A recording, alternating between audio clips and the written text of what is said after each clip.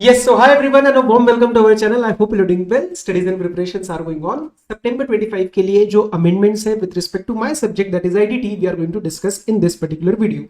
Quickly दो बातें sir, ये पीडीएफ हमें चाहिए, ये कंपाइलेशन आपको टेलीग्राम चैनल पे मिल जाएगा, मैं उसको अपलोड कर दूंगा and I will pin that particular PDF so that you are whenever you are seeing the video you can quickly refer to that. Point number 2, Telegram channel please जो मैं आपको बोल रहा हूँ ज्वाइन करो. It will be a very good important resource for your journey. It's a very good two way interaction community we are building out there and IDT के respect में आपको रिसोर्सेस मिलेंगे, अपडेट्स मिलेंगे, तो वो देख सकते हो. तीसरी बात, एक प्रैक्टिस बैच आ रहा है हमारा that is for CA final IDT and अगर आपका क्लासेस बहुत पहले हुआ है और कॉन्फिडेंस नहीं है या क्वेश्चन आंसर प्रैक्टिस नहीं हुई है, इतनी नहीं हुई होती है और बार बार कंसेप्ट्स करने से फायदा नहीं होता है, सर क्वेश्चंस करने पड़ते हैं. So we are solving that issue in that particular batch, तो वो आप देख लेना वेबसाइट पे. I will give all the links in the description. Maybe it will help you. वो कॉन्फिडेंस बूस्टर का काम करेगा आपके लिए and it will surely increase your marks. ठीक है, चलो ये 3 बातें हमने बता दी. हमारा फोकस आज का है अमेंडमेंट्स की तरफ. Let's start. Amendments for September 25 CA final indirect tax loss paper number 5. और ध्यान रखना ये अमेंडमेंट्स है, ठीक है. ये जहां जहां इनकॉर्पोरेट हुआ है वो सारे कंसेप्ट्स हम रिवीजन वीडियो में दोबारा देखेंगे. मतलब अमेंडमेंट्स रिवीजन में मैं इनकॉर्पोरेट करने वाला हूं, लेकिन ये प्योरली अमेंडमेंट वीडियो है ताकि आपको फटाफट पता चल जाए सर क्या चेंजेस है, क्या क्या नया पढ़ना है. इसका प्रिंट लेके रेडी रहना. चलो आ जाओ. So as you already know सितंबर का कट ऑफ डेट है अपना 28 फरवरी. Let's start. जनरल 2 बातें बता दूं. DDA, that is the Delhi Development Authority. Is it a local authority under GST law? Answer is no. Local authority का use हम exemption वगैरह में करते हैं, तो DDA लोकल अथॉरिटी नहीं है. कहीं पे भी वो वाले प्रोविजंस नहीं लगाने, ये क्लैरिफाई करा गया था. Section number 74A reference added at all the places along with 73, 74. अब ये 30-40 जगह अगर हुआ है तो मैं सबके सब रिपीट नहीं करने वाला. मैंने आपको बता दिया जहां 73, 74 है वहां पे 74A का रेफरेंस ऐड हो चुका है, ये आपको समझना है. ठीक है, अब सर ये क्या है 74A? Demand and recovery, that is your chapter number 19. वहां पे 73, 74 आप पढ़ते हो. अब ये दोनों जो सेक्शन है ना, they are applicable only till 23, 24. मतलब 23, 24 फाइनेंशियल ईयर के रिस्पेक्ट में अगर कोई डिमांड है, शॉर्ट टैक्स पेड है, अमाउंट नॉट पेड है या इरोनियस रिफंड है, तो 73, 74 लगेगा. That is non fraud and fraudulent cases. 74A अब आ चुका है जो 24, 25 से हमारा लग रहा है. ठीक है, जो 24, 25 से आगे हमारा स्टार्ट हो रहा है. एंड 74A ने कोई बहुत मेजर चेंजेस नहीं किए. मतलब आपको लग रहा होगा सर सेक्शन ही पूरा बदल गया. नहीं, मैं आपको कराऊंगा. सिर्फ 2 चेंजेस है. प्रोसेसेस को स्ट्रीमलाइन किया है, दोनों चीजों को एक सेक्शन में लेके आए हैं. वो मैं सारा आपको चैप्टर नंबर 19 के अमेंडमेंट्स के टाइम बताऊंगा. बस ध्यान रखना कहीं पे 73, 74 है तो वहां पे हम दिमाग में 74A भी रखेंगे डिपेंडिंग कि वो डिमांड कौन से पीरियड की है. तो ये सच अमेंडमेंट नहीं है. स्टार्ट करते हैं सप्लाई चैप्टर के रिस्पेक्ट में. आ जाओ. एक क्लैरिफिकेशन आया था, if you remember the topic. देखो मैंने कैसे दिया आपको, यहाँ पे टॉपिक दिया है and I have given the amendment. ठीक है, अमेंडमेंट सारा ग्रीन में, ब्लैक में उसका हेडिंग या सब हेडिंग होगा, रेड में कीवर्ड्स होंगे. तो प्रॉपरली कलर मतलब एक समझ आ जाता है ना structure.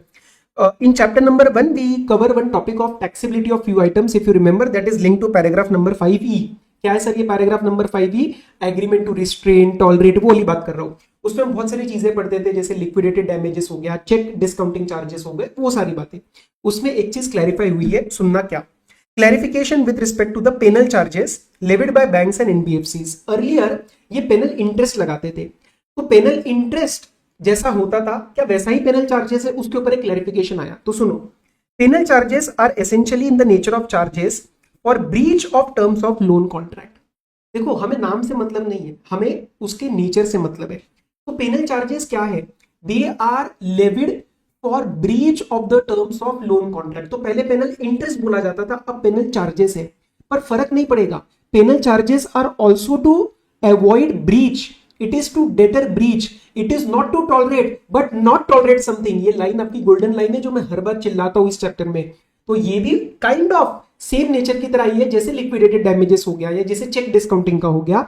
They are not a supply, they are not a consideration. See, they are merely events in a contract. They are to deter non-compliance with loan terms. I am repeating the line. Penal charges are not to tolerate anything, they are to not tolerate something. Okay, so इसका treatment हम liquidated damages की तरह ही करेंगे. Panel interest पहले हुआ करता था, अब वो पेनल चार्ज हो चुका है. तो पेनल चार्ज का ट्रीटमेंट को क्लैरिफाई करा गया है कि they are like liquidated damages, आप इसके ऊपर जीएसटी नहीं लगाओगे। सर इंटरेस्ट का क्या? इंटरेस्ट तो आपको ऑलरेडी पता है ना, अगर पैसा देके इंटरेस्ट कमा रहे हो that is that is exempt, लेकिन अगर कोई सप्लाई सर्विस गुड्स के रिस्पेक्ट में इंटरेस्ट कमा रहे हो that becomes a part of the valuation, section number 15। Clear? आगे आ जाओ। शेड्यूल नंबर 3 पढ़ते हैं हम, एक नेगेटिव लिस्ट, उसमें 3 चेंजेस है, 3 एडिशन है। Addition number 1, paragraph number 8 clause AA, एक AA क्लॉज ऐड हुआ है। Supply of goods warehoused in SEZ और a free trade warehousing zone to any person, लेकिन आप ये कब सेल कर रहे हो? Before clearance of the goods for export और to the domestic tariff area. तो सर ये तो वेयरहाउस गुड्स की तरह हो गया ना, आंसर इज यस। जैसे ये कस्टम्स के वेयरहाउस गुड्स में आप गुड्स को सेल करते हो, it is not a supply, वैसे ही ये SEZ के अंदर सेल करते हो before clearance, it is not a supply. क्योंकि कंसेप्ट वही लग गया ना सर, SEZ क्या रहता है? SEZ को हम इंडिया का पार्ट नहीं मानते, तो जब बाहर से बाहर ही सेल, मतलब बेसिकली इंडिया में सेल ही नहीं हुआ, क्लियरेंस के बाद सेल होता, क्लियरेंस के बाद सेल होता, या DTA के अंदर आप उसको लेके आते फिर सेल होता, then it would have been chargeable, but this is not a supply. ये आपका शेड्यूल नंबर 3 में आ गया। ये रेट्रोस्पेक्टिव अमेंडमेंट के साथ आया था, ये 1 अक्टूबर 2024 से लागू हुआ था। चलो, addition number 2 and addition number 3 ये आपके है पैराग्राफ नंबर 9 और पैराग्राफ नंबर 10। पैराग्राफ नंबर 8 तक आप पढ़ते थे, ये 2 पैराग्राफ्स और ऐड हुए हैं with respect to the insurance industry. बहुत सिंपल है, पहले हम इसको रीड करेंगे, उसके बाद मैंने इसका एक छोटा सा डायग्राम बना के रखा है, वो आप देख लेना, एकदम मक्खन क्लियर हो जाएगा।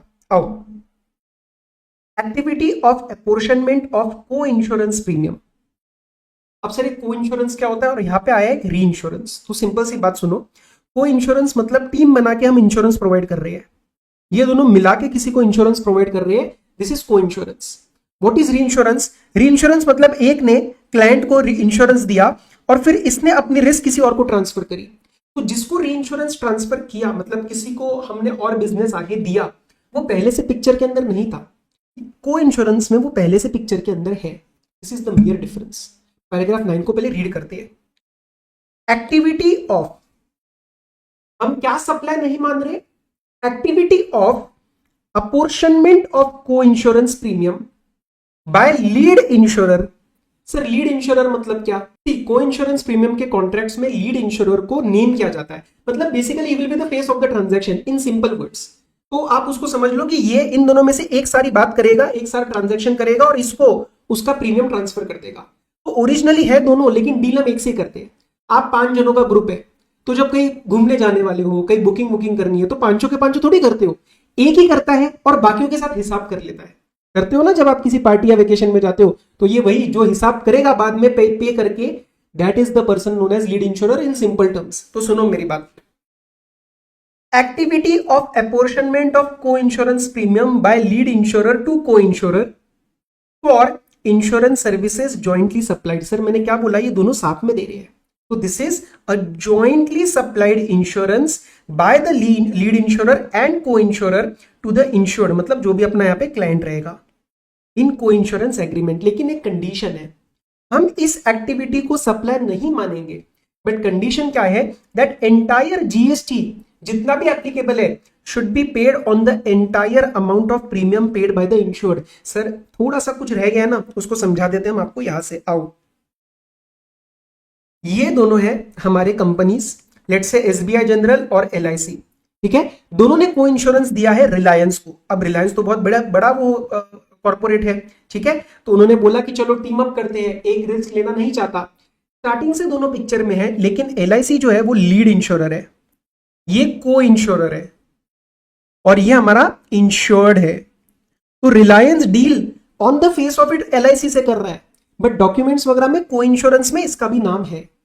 अब टोटल प्रीमियम पे हुआ, लेट्स से रिलायंस ने LIC को प्रीमियम पे किया 100 lakhs का। आई am talking about the premium, I am not talking about the cover, okay. I am focused on premium because that is the consideration. ये 100 लाख का जो प्रीमियम आया, LIC ने बोला हाँ ओरिजिनल हमारे बीच में 60-40 का रेशियो है, तो 60 लाख ये रखेंगे और 40 लाख आगे ट्रांसफर हो जाएगा।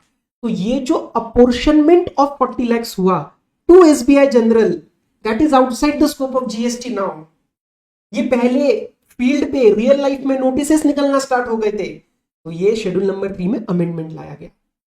और बड़ा ही लॉजिकल है भैया, कंडीशन इन्होंने क्या बोली कि आप इसके ऊपर पूरा का पूरा इंश्योरेंस का जो GST है आप पे करो। तो 100 लाख के ऊपर अगर 18%, 18 लाख का मैंने निर्मला ताई को जीएसटी पे किया तो मैं 40 लाख पे दोबारा क्यों करूंगा? सवाल उठ रहा था कि आप इसको जो 40 लाख दे रहे हो और उसके बदले में ये जो आपको को इंश्योरेंस दे रहा है इसको अलग सप्लाई बनाओ। नहीं, ये इन टोटलिटी एक ही सप्लाई है और 100 लाख के ऊपर हम जीएसटी पे कर रहे हैं। पैराग्राफ नंबर 9 समझ में आया तो वीडियो को लाइक करो। अरे तुम्हारा ये प्यार होता है तो हमें मोटिवेशन मिलता है, ठीक है। चलो आ जाओ, पैराग्राफ नंबर 10 पढ़ते हैं, री इंश्योरेंस। पहले रीड करते हैं फिर पैराग्राफ उसको डायग्राम में लेके जाऊंगा। सर्विसेज बाय, क्या सप्लाई नहीं है? Service by insurer to reinsurer. थोड़ा सा ध्यान देंगे, आप बच्चे गलती करते हैं थोड़ा सा समझने में। ये सप्लायर है और ये रेसिपिएंट है, तो इस सप्लाई को हम सप्लाई मान ही नहीं रहे, इस सर्विस को हम सप्लाई मान ही नहीं रहे। Service by insurer to reinsurer for which ceding commission और reinsurance commission is deducted from reinsurance premium. Sir khichdi पक रही है, अच्छे से पकाते हैं ना, फिर खाएंगे, अभी दिखाऊंगा डायग्राम में, रुको। फॉर विच सीडिंग कमीशन और reinsurance commission is deducted from reinsurance premium which is paid by insurer to reinsurer subject to the condition. हम इसको सप्लाई नहीं मानेंगे अगर GST is paid by reinsurer on the gross reinsurance premium payable by insurer to reinsurer inclusive of the said ceding commission और reinsurance commission. एक बार paragraph आप read करो, एक बार आराम से प्यार से, फिर मैं आपको लेके जाता हूं डायग्राम की तरफ। करो एक बार रीड, करो करो करो। जब तक कंफ्यूजन क्रिएट नहीं होगा ना तब तक उस कंफ्यूजन को सॉल्व करने का मजा, लुत्फ नहीं आएगा। तो मैं क्लास में भी ऐसा करता हूं कि पहले कंफ्यूज करो, कंफ्यूज मतलब जान के नहीं, जो लिखा है उसी में ले, और फिर उसको सॉल्व करेंगे। आ जाओ, भूल जाओ डायग्राम में क्या लिखा है। ये एक ओरिजिनल ट्रांजैक्शन हुआ, ये है मेरा ओरिजिनल ट्रांजैक्शन, ठीक है। टोटल प्रीमियम रिलायंस ने एलआईसी को पे किया 100 लाख रुपीस कंसिडरेशन, जिसके बदले में इंश्योरेंस एलआईसी ने रिलायंस को बोला ठीक है we will give you the service of insurance. Question number 1, क्या इस 100 लाख पे जीएसटी लगेगा? अरे बिल्कुल लगेगा, बिल्कुल लगेगा, यहां पे कोई सवाल ही नहीं है। ये तो जनरल पूछ लिया मैंने आपसे। सवाल जो होने वाला है ना वो इस पे होने वाला है, बवाल इस पे मच रहा है कि क्या है क्या नहीं है। इसको समझते हैं। एलआईसी ने 100 लाख का प्रीमियम लिया और जो भी कवर वगैरह उसने दिया होगा, बाद में 2 दिन बाद एलआईसी को अंदर से थोड़ा सा ना डर लगने लग गया। एलआईसी को थोड़ा सा डर लगने लग गया, भाई बहुत ज्यादा उठा लिया है हमने कवर। 100 लाख तो ठीक है, अच्छा खासा पैसा भी कमाया, लेकिन थोड़ा डर लग रहा है कि शायद हम उतना मीट कर पाएंगे या नहीं कर पाएंगे। एलआईसी ने एसबीआई को फोन किया कि सुन ना यार एसबीआई, तू भी तो बहुत बड़ा आदमी है, तो यार तू इसमें से मेरा थोड़ा रिस्क सीड करे, मैं तेरे को सीड करूं क्या? रिस्क सीड मतलब सीईडी, ट्रांसफर करना। तो भाईचारा है ना यार, दोनों भाई अपन दोनों इसको संभालेंगे, रिलायंस को, इसका प्रीमियम हम दोनों मिलके खाएंगे। तो थोड़ा सा मुझे डर लग रहा है, तो तू थोड़ी सी रिस्क लेना मेरे से।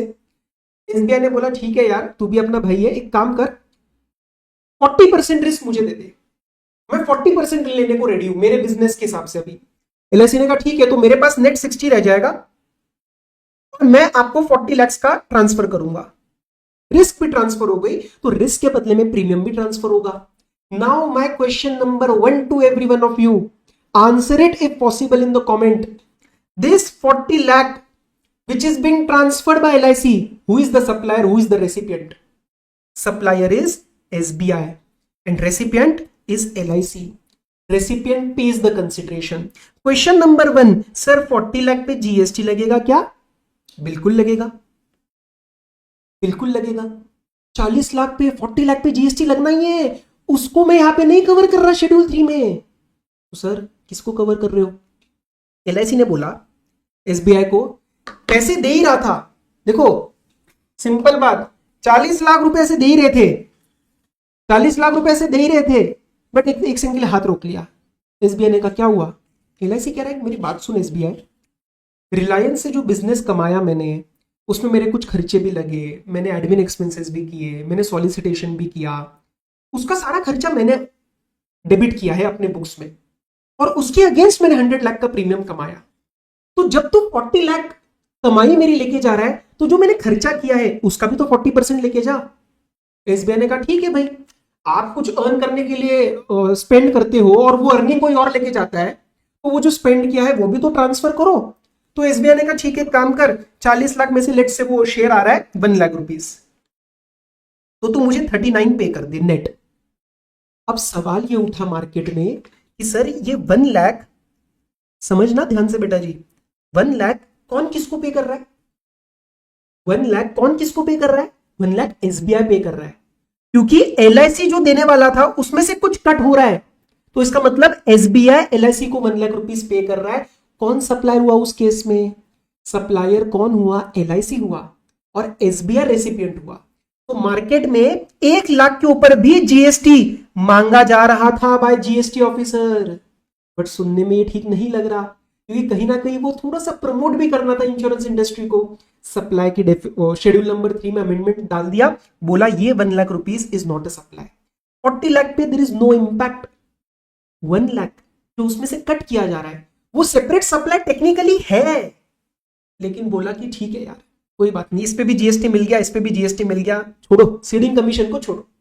अब इस कॉन्टेक्स्ट के साथ आपको ये नोट डाउन करना है तो कर लो, ये 2 ही डायग्राम है यार, इसका मैं अलग से दे नहीं रहा आपको ये पीडीएफ वगैरह, पर ये 2 ही है। एक बार आप इसको दोबारा पढ़ेंगे। Service by insurer to reinsurer, मतलब LIC to SBI for which ceding commission, ceding commission आप लिख लो एडमिन एक्सपेंसेस वगैरह, एडमिन एक्सपेंसेस वगैरह खर्चा। तो जब कमाई लेके जा रहे हो तो सर खर्चा भी लेके जाओ, और इसको री इंश्योरेंस कमीशन भी बोलते हैं। That is deducted from reinsurance premium, that is मेरे एग्जांपल में दिस वाज 40 लाख, मेरे एग्जांपल में this was 40 lakh paid by insurer to the reinsurer. Condition, GST paid by reinsurer on the gross insurance premium that was 40 lakh paid by insurer to reinsurer inclusive of that ceding commission, जिसमें से हमने 1 lakh cut किया। तो 40 लाख पे GST गया, original पे GST गया। तो सर सुनने में तो ये भी लग रहा है यहां पे डबल टैक्सेशन हो रहा है, नहीं, ये अलग ट्रांजैक्शन है, ये अलग ट्रांजैक्शन, ऊपर वाले में ये एक साथ ही था। ठीक है, चल आगे बढ़ते हैं। आओ chapter number 2 charge, charging section, section number 9 CGST, section number 5 IGST. एक नई नॉन टैक्सेबल सप्लाई ऐड हो रखी है apart from the alcoholic liquor for human consumption and 5 petroleum products. तो टोटल अब हमारे पास 3 नॉन टैक्सेबल सप्लाई है, और तीनों की तीनों जो है वो गुड्स ही है। और क्या है उस तीसरे नॉन टैक्सेबल सप्लाई का नाम? अनडीनेचर्ड, नॉट डीनेचर्ड। मैं क्यों इतना बोल रहा हूं, क्योंकि डिफरेंस है अनडीनेचर्ड और डीनेचर्ड में। डीनेचर्ड इंडस्ट्रियल की तरफ जाता है, अनडीनेचर्ड ह्यूमन कंजम्पशन के अल्कोहल में यूज होता है। अनडीनेचर्ड एक्स्ट्रा न्यूट्रल अल्कोहल, और उसको बोलते हैं rectified spirit, provided it is used for manufacture of alcoholic liquor for human consumption.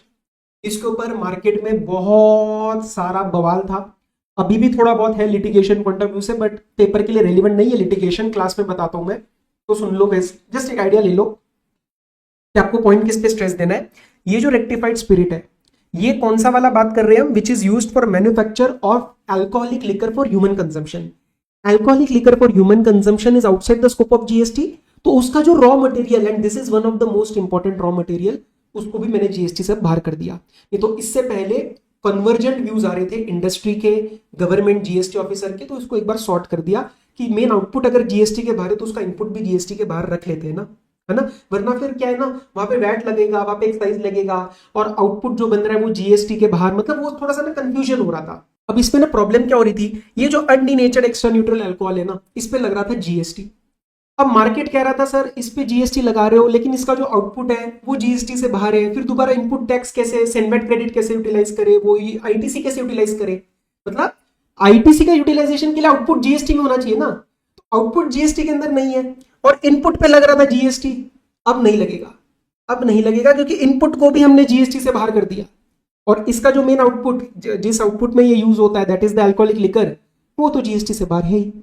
तो एक्स्ट्रा कहानी छोड़ दो, बट याद रखना manufacture of alcoholic liquor for human consumption वाला जो रेक्टिफाइड स्पिरिट, मतलब undenatured, please I am marking on this again, that is outside the scope of GST now. RCM में 2 जगह चेंजेस है। स्पॉन्सरशिप सर्विस आरसीएम में हम जब पढ़ते थे तो हम क्या बोलते थे, supplier can be any person, recipient needs to be a body corporate और a partnership firm in taxable territory, then we will go for RCM. अब आपको क्या पढ़ना है, सप्लायर एक्सेप्ट बॉडी कॉर्पोरेट, ठीक है, सप्लायर एक्सेप्ट बॉडी कॉर्पोरेट। तो if the supplier is a body corporate, then in that case forward charge mechanism लग जाएगा। और वो सेंस भी लग बनता है ना यार, कंपनी वगैरह को क्यों छोड़ना है ना, वो तो कर सकते हैं एफसीएम का कंप्लायंस। आरसीएम के अंदर एक रेंटल का मैंने एक आईडीटी का शॉर्ट डाला था, हमारे आईडीटी के शॉर्ट्स की सीरीज देखना, बहुत मजा आएगा आपको। तो उसका मैंने एक रेंट का एक शॉर्ट डाला था जिसको मैं दोबारा अपलोड करूंगा, क्योंकि उसमें दोबारा ये आरसीएम वगैरह का भी चेंज है, एंड मैं दोबारा एक और डिटेल बनाने वाला हूँ। सो उसमें मैं दोबारा कवर करूंगा, बट अभी के लिए सुन लो दैट कमर्शियल प्रॉपर्टी का जो आरसीएम है that is unregistered to registered, but if that registered recipient happens to be a composition levy supplier then RCM is not applicable। तो unregistered to unregistered exempt हो जाएगा, ठीक है। so no RCM if recipient is registered but under composition scheme, but if is under regular scheme supplier is unregistered, क्यों, क्योंकि उसका वो 20 लाख के ऊपर नहीं होगा, लेकिन रेसिपिएंट रजिस्टर्ड है अदर देन कॉम्पोजिशन, तो उस केस में लग जाएगा रिवर्स चार्ज मैकेनिज्म। बट अगर कॉम्पोजिशन स्कीम में तो आरसीएम नहीं लगेगा, फिर वो एग्जेम्पशन की तरफ चला जाएगा। क्लियर, क्योंकि दोनों को ही हटा दिया ना हमने, सप्लायर तो अनरजिस्टर्ड है और रेसिपिएंट को भी आपने आरसीएम से हटा दिया, तो एग्जेम्प्ट हो जाएगा। चलो चैप्टर नंबर 4 एग्जेम्पशन आ जाओ। एजुकेशन सर्विसेज में एक छोटा सा क्लैरिफिकेशन सुन लो। जियोत इंस्टीट्यूट और मैक्स म्यूलर भवन, ये क्या है सर? ये ना जर्मन लैंग्वेज, ये जर्मन लैंग्वेज सिखाते हैं बच्चों को ताकि लोग इंडिया से जर्मनी जाके रह पाए। They will charge GST. एक क्लैरिफिकेशन आया था, इन लोगों ने ना जीएसटी चार्ज नहीं किया था because they were under bonafide belief that they are educational institutions but they are not recognised by law, they are not recognised by any Indian law. ये प्राइवेट कोचिंग की तरह ही काम कर रहे थे, बट बोनाफाइड बिलीफ था ना, तो उनको छोड़ दिया। बट आगे से क्लैरिफाई किया कि आप आगे से जीएसटी लगाएंगे, पुराना वाला छोड़ दिया लेकिन आगे से जीएसटी लगाना पड़ेगा। एंट्री नंबर 34, एंट्री नंबर 34 आपको याद है बैंकिंग फाइनेंशियल में हम पढ़ते थे, जिसमें अक्वायरिंग बैंक पेमेंट करता है सामने वाले के जो सेलर है उसके अकाउंट को, और उसमें जो ट्रांजैक्शन होती है अगर वो सेटलमेंट हो रही है up to 2000 rupees in a single transaction, तो एग्जेम्पशन मिल जाता है। उसके रिस्पेक्ट में एक क्लैरिफिकेशन आया था कि पेमेंट एग्रीगेटर्स जो है क्या उनको ये एंट्री नंबर 34 का बेनिफिट मिलेगा या नहीं मिलेगा। अब सर ये पेमेंट एग्रीगेटर क्या होते हैं, एक सिंपल सी बात सुनना। मैंने जब अपनी वेबसाइट बनवाई थी swalimbeclasses.in, तो उस टाइम पे मैंने रेजर पे का पेमेंट गेटवे लगवाया था। मैं पेमेंट एग्रीगेटर नहीं बोल रहा, दोनों अलग अलग शब्द है भैया, पैसे अंदर रख लो नहीं तो ये एग्जाम्पल के चक्कर में लॉस हो जाएगा आज। चलो, पेमेंट गेटवे मतलब क्या, जब बच्चे मेरे वेबसाइट पे आते थे तो वो बुक या क्लास जो खरीदते थे वो पेमेंट करते थे, वो पेमेंट जाता था इनके अकाउंट में, वो पेमेंट इनके पास जाता था, और वहां पे एक एस्क्रो सेट होता है। एस्क्रो मतलब बेसिकली उस अकाउंट को अलग से रखा जाता था और वो क्लाइंट का पैसा क्लाइंट को मिल जाता था विद इन 2 बिजनेस डेज, और वो मेरे से कमीशन लेते थे 1.98 या 2 पॉइंट समथिंग विद जीएसटी जो भी लगता था। ठीक है, सवाल ये उठता है कि सर ये जो पेमेंट एग्रीगेटर है, ये जो पेमेंट गेटवेज है और ये जो पेमेंट एग्रीगेटर्स है, क्या इनका एंट्री नंबर 34 से कोई लिंक है? क्योंकि वो भी तो पेमेंट कर रहे हैं ना सप्लायर को, जैसे मैं सप्लायर हूं टीचिंग सर्विसेज का, तो वहां पे एंट्री नंबर 34 आएगा क्या? उसके लिए क्लैरिफिकेशन आया। 2-3 बातें सुन लो जो क्लैरिफिकेशन के बैकग्राउंड के लिए रेलिवेंट रहती है कि सर ये पेमेंट एग्रीगेटर होते क्या है। जो मैंने आपको भी बताया कि सेलर को अपना खुद का सारा सिस्टम सेट ना करना पड़े, तो they give you this system where they can process the payment, जहां पे बच्चे यूपीआई का यूज करे, डेबिट कार्ड करे, क्रेडिट कार्ड करे। So they facilitate e commerce website and merchants to accept various payment instrument from their customer, जो आप लोग मेरे वेबसाइट पे जाते थे, without the need of their own payment integration system, क्योंकि महंगा काम होता है। तो इस सच आई वुड प्रेफर जो भी है 2-2.5% आप लो और आप प्रोसेस करो मेरे बिहाफ पे। सर वो करते क्या थे exactly? They use to receive, Razorpay receives the payment from customers in escrow account, मतलब ये एक स्पेशल डेडिकेटेड अकाउंट रहेगा, मन मर्जी से यूज नहीं कर सकते, ये क्लाइंट के पास ही जाएगा पैसा। They will pool and transfer them to the merchant within time specified by RBI. तो आरबीआई रेगुलेटेड होते हैं। सवाल सिर्फ एक उठता है कि क्या वो एक्वायरिंग बैंक है, क्योंकि अगर एक्वायरिंग बैंक है तो वो एंट्री नंबर 34 में फॉल करेंगे। एक्वायरिंग बैंक मतलब regulated by RBI and they are paying the seller. ठीक है, तो answer is yes, RBI regulated payment aggregators which are involved in this settlement are acquiring bank. तो जैसे वो एक्वायरिंग बैंक बन जाएंगे उनको एंट्री नंबर 34 मिल जाएगा। ठीक है, तो exemption under entry number 34 is available to RBI regulated payment aggregator. But ध्यान रखना, अगर ये पेमेंट एग्रीगेटर कोई और फंक्शन कर रहा है, देखो, this exemption is limited to payment settlement which involves handling of money but does not cover payment gateway services.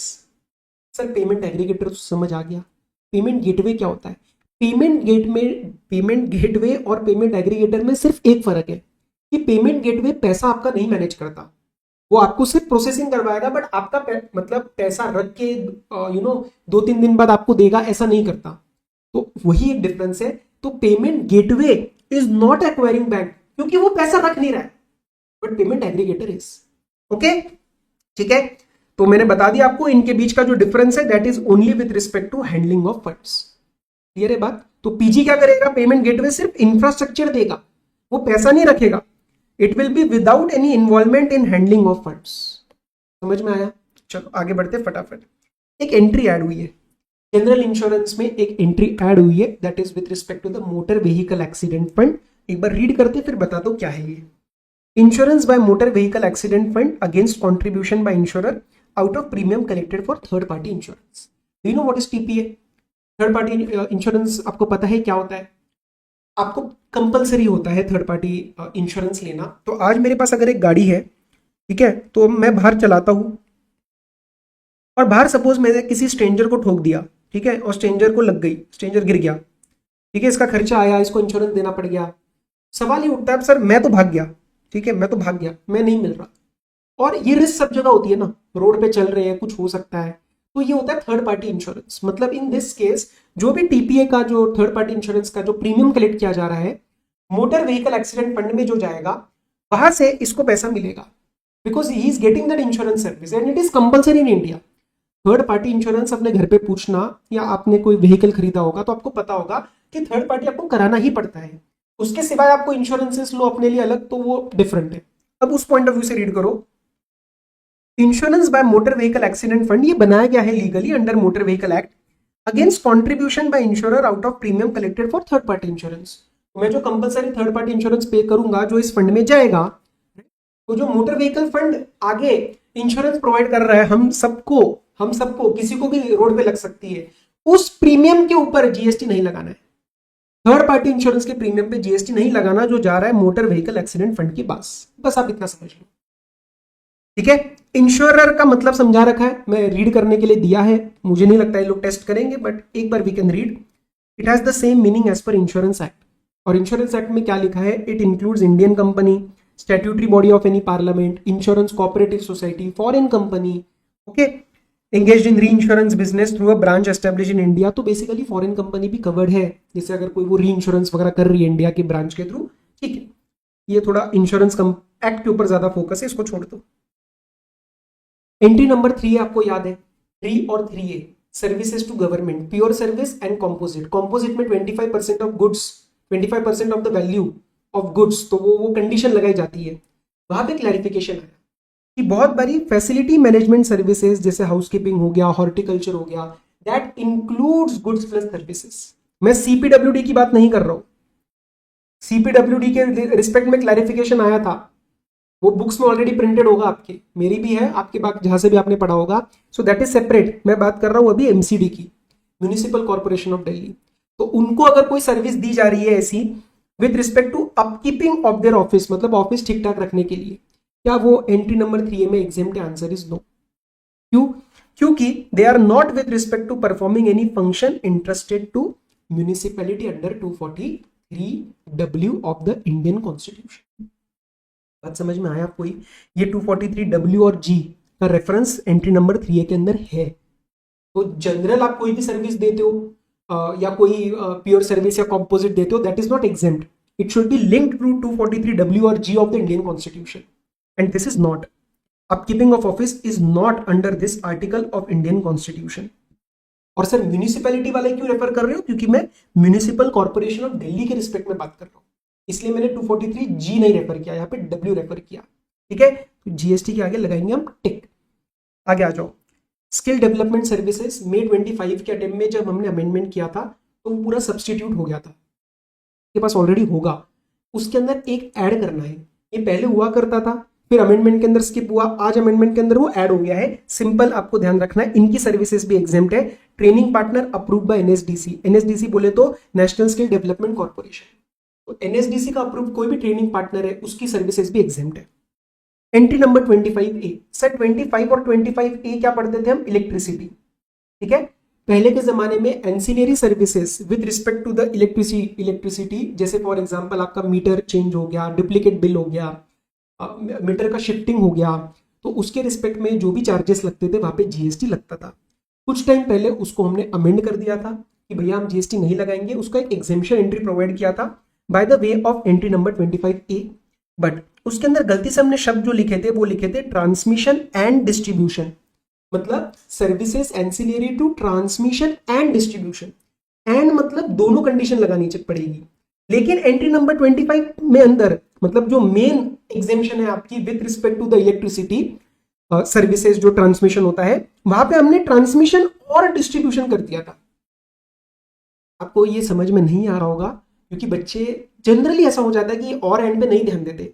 एक बार बुक खोलो, एंट्री नंबर 25 चेक करो, वहां पे आपको मिलेगा ट्रांसमिशन और डिस्ट्रीब्यूशन, मतलब दोनों में से कोई एक, वो भी एग्जेम्पशन में मिल जाएगा। एंड होता तो दोनों करना पड़ता, समझे? तो वहां पे हमने और कर दिया था, लेकिन जब 25A का हमने फायदा दिया वहां पे गलती से हमने एंड लिख दिया, तो उसको भी ठीक कर दिया, उसको भी और कर दिया, so that 25 and 25A are completely align to each other. एक नया सेक्शन आया था सीजीएसटी के अंदर भी और एसजीएसटी के अंदर भी, normal trade practices and tax relief. अब सुनना, जीएसटी में अलग अलग टाइम पे नोटिफिकेशंस आ रही है, सर्कुलर्स आ रहे हैं, बहुत सारे चेंजेस आए हैं। तो कभी कभार क्या होता है ना, कोई जेन्युइन इंटरप्रिटेशन इशू रहता है जिसके वजह से बाद में क्लैरिफिकेशन आता है और पता चलता है कि जीएसटी लगना था या जीएसटी ज्यादा लगना था। तो बाद में क्लैरिफिकेशन आया ना, पास्ट के लिए मैंने शायद वो जीएसटी कलेक्ट नहीं किया या मैंने शायद कम कलेक्ट किया, बट नीयत खराब नहीं थी।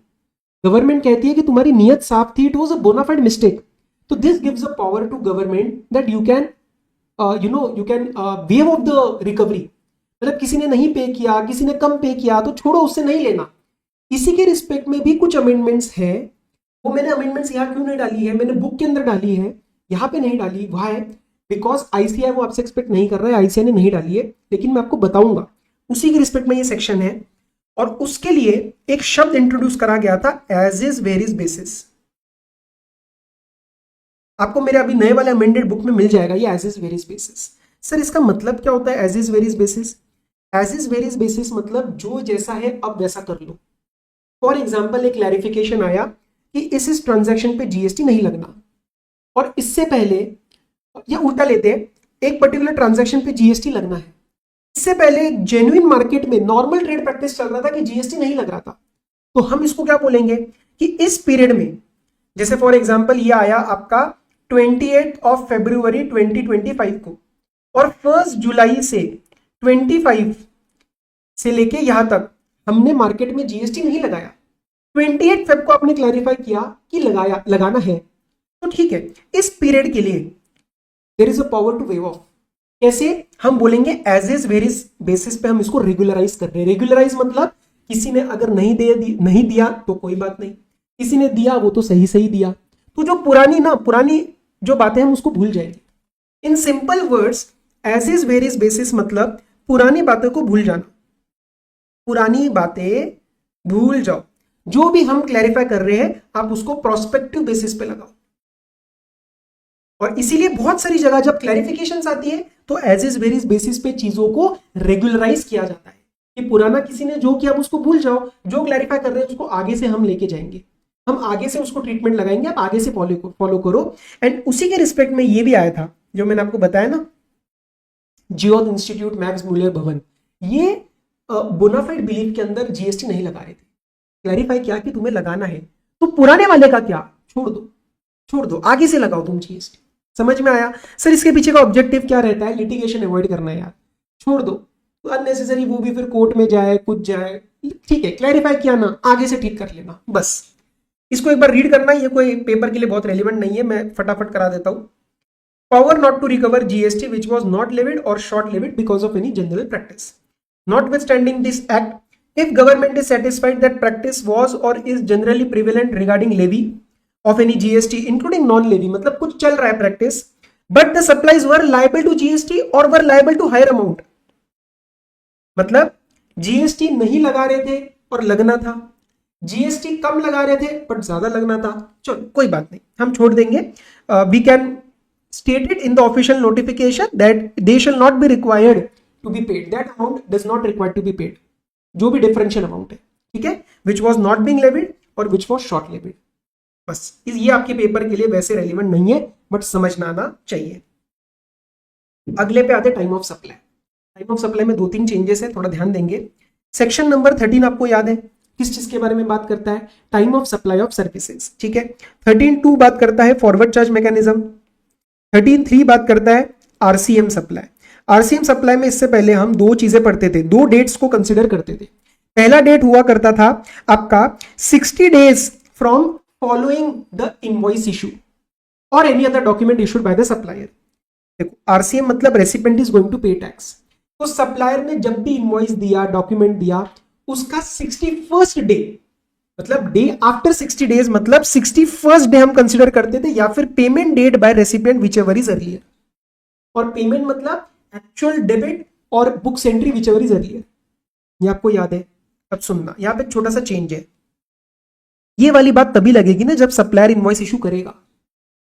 सर मतलब there is one case, section number 31 subsection 3 clause number F, RCM supply received from unregistered person by registered person. This goes for self invoicing. This concept falls under self invoicing. तो सवाल ये उठता है कि इस case में recipient invoice issue करेगा तो यहां पे सप्लायर कैसे देगा? सप्लायर अगर देगा ही नहीं तो ये 61st डे निकालेंगे कैसे? और रेसिपिएंट इनवॉइस देता है, इसका रेफरेंस कहीं आ ही नहीं रहा है। Do you remember this thing? और ये सर आपने सेक्शन 12 में क्यों नहीं बोला? अरे बेटा जी ये सर्विस की बात कर रहे हैं हम, आरसीएम सर्विसेज की बात कर रहे हैं, आप समझो इस चीज को। और जो गुड्स में हमारे पास एक फिजिकल रिसीट ऑफ गुड्स की डेट भी होती है, तो वहां पे अमेंडमेंट करने की जरूरत नहीं लगी गवर्नमेंट को। वहां पे फिजिकल रिसीट ऑफ गुड्स भी है ना, वहां पे 3 डेट कंपेयर होती थी अगर आपको याद है तो, payment date, physical receipt date and 31st day. तो 31st डे वो नहीं भी लगा तो बाकी दोनों क्लॉजेस तो है ना।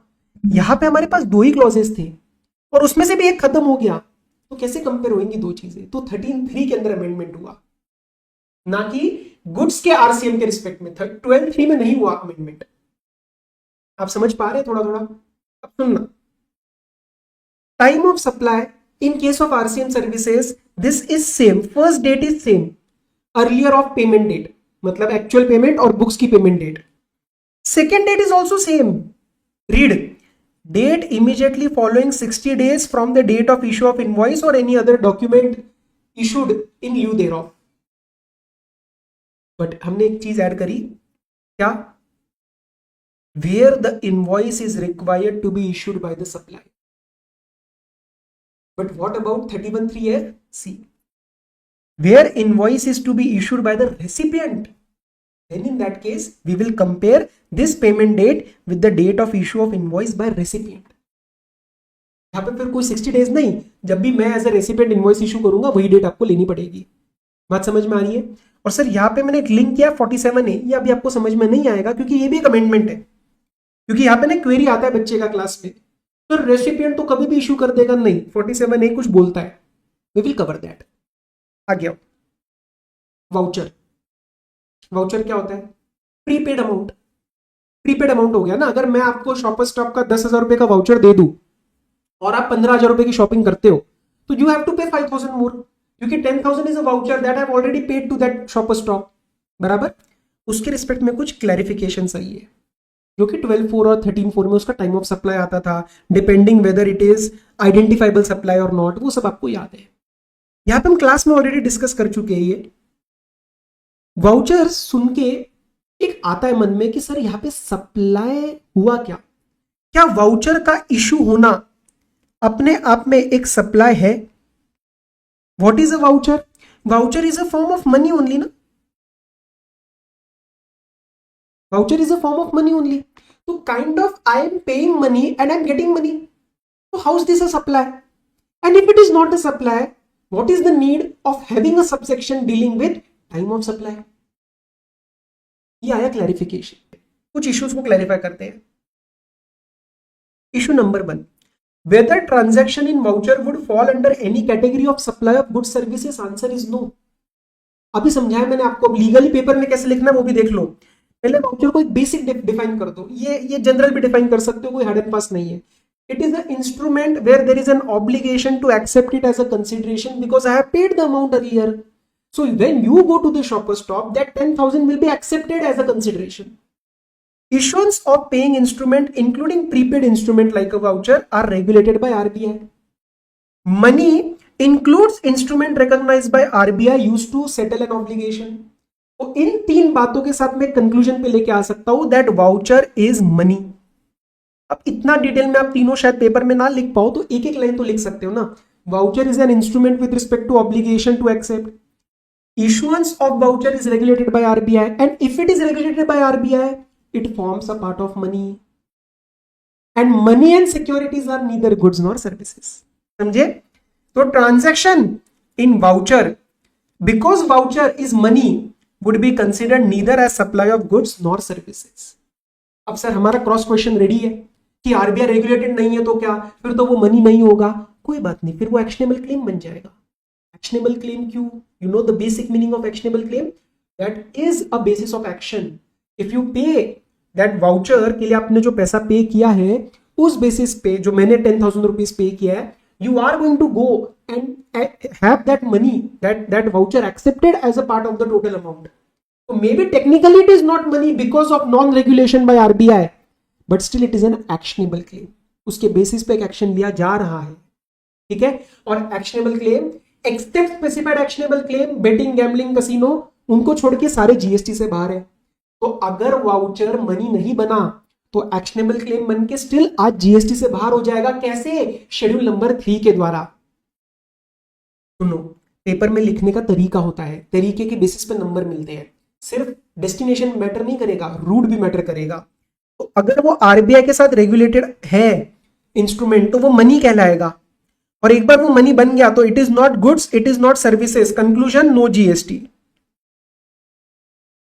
और इसी के साथ if it is not regulated by RBI, it is maybe not money, it is not money, but it is actionable claim, and actionable claim are going in schedule number 3. So actionable claim is a goods, but at the end of the day they will go outside the scope of supply. तो ये supply से बाहर जा रहे हैं, इसीलिए GST नहीं लग रहा, और ये गुड्स और सर्विस ही नहीं है इसीलिए जीएसटी नहीं लग रहा। तो पेपर में लिखना पड़ेगा सही से समझ के।